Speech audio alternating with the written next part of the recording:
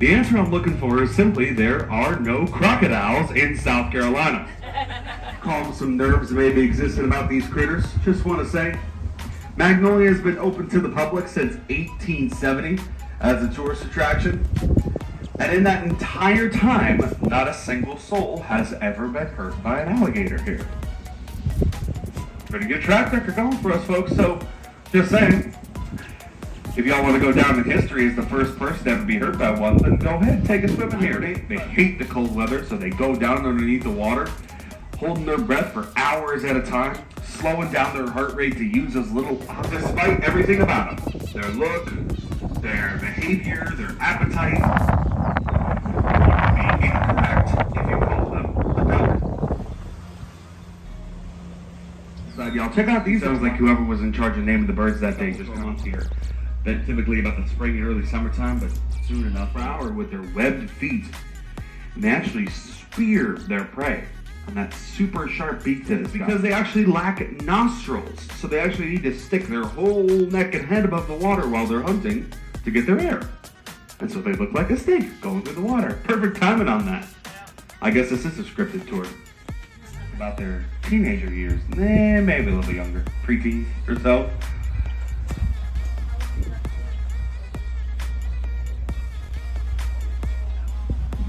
Pretty impressive thing about the ducks.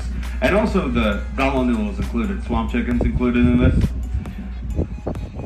Big birds, like the one coming up at about my 11 o'clock, and hengas as well, they stay within the nest until they are fully grown birds, right? But ducks, gallinules, swamp chickens, they leave the nest within the first 24 hours of hatching. Start to gather their own food. Pretty impressive. In fact, the great blue herons have following us here. We'll see. Let me help it out real quick. I'm going to rev the engine as we get on close here. See if I can help it get a fish. Swimming towards it right now. Right behind this great egret here. And this is about a 2 if I can help him out.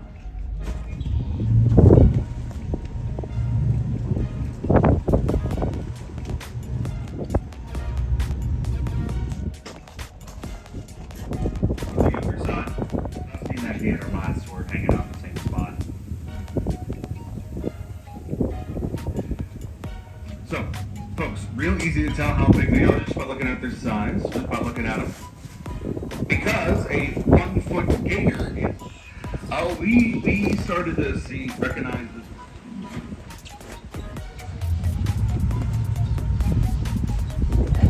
Yeah. Take a look at that, y'all. It's exactly what I was talking about earlier. Wasn't lying. There we go. Great blue heron munching on a little baby gator right there.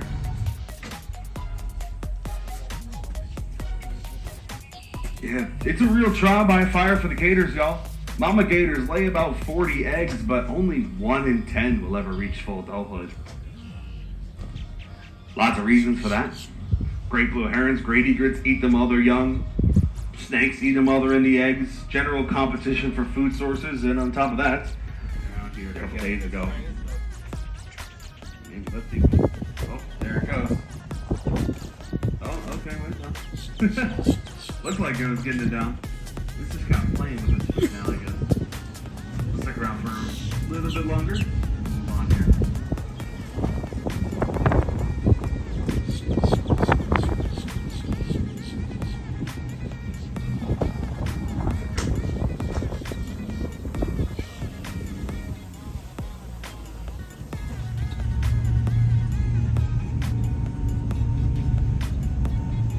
So, since we don't tag or track these gators in any way, the only way for me to identify an individual is by its size.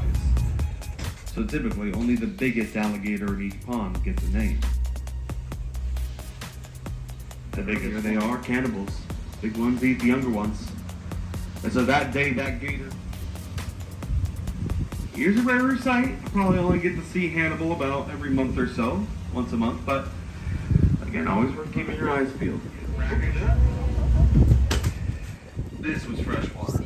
They did that by basically only taking the fresh water off the top of the Ashley Harbor and skimming it into the field. This guy here. Yeah, if this was brackish, a lot of the critters that live in here today wouldn't live in here. Yeah, this is a freshwater marsh. Yeah, you're right. Probably this guy's about 4 or 5 feet or so. Not bad. Here's something interesting for y'all. I can tell you alligator facts all day long, right? How big their jaw, or how powerful their jaw is, how big their tail is, how big they can get, how powerful their bite is, all that stuff, right?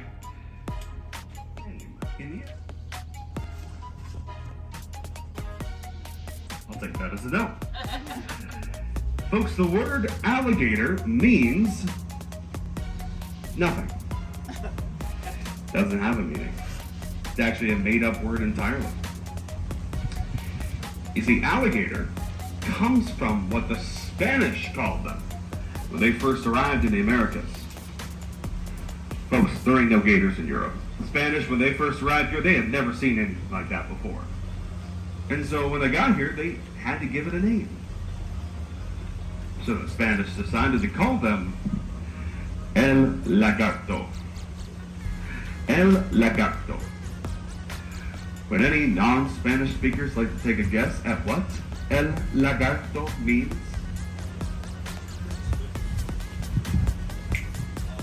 That's it right there. The lizard. That's it. Just means a lizard. I often say, folks, you're probably overthinking this. Do not overestimate the Spanish's creativity here. Yeah, but there's actually an alligator right in the water in front of me here. Oh my God. It's like a 7-footer.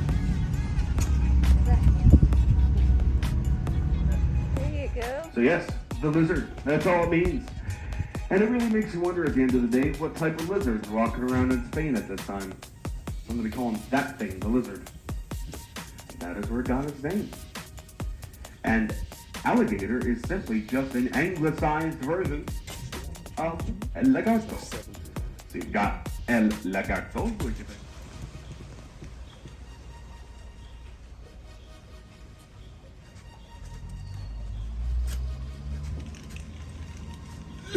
Alright folks, and let's move on to basically the final leg of the tour for today. See what else there is to see in this last section here.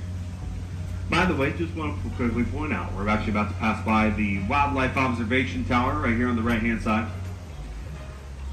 This is right at the edge of the garden, so if you do take the garden walk today, you walk all the way through, you'll pop out on this end, and you can walk up that tower and see what there is to see. Maybe spot some alligators, spot some more birds out there, maybe spot the ospreys or the bald eagle that lives around here. You may see all that in this field. And that's part of the reason why there is no rice in this field anymore. You see, they grew rice in waist-high flooded water in order to irrigate the stalks that the rice grows on and also keep them upright. Then the water tops the stalks off by hand. The critters that live in the water today are exactly the same that would have lived in 1865.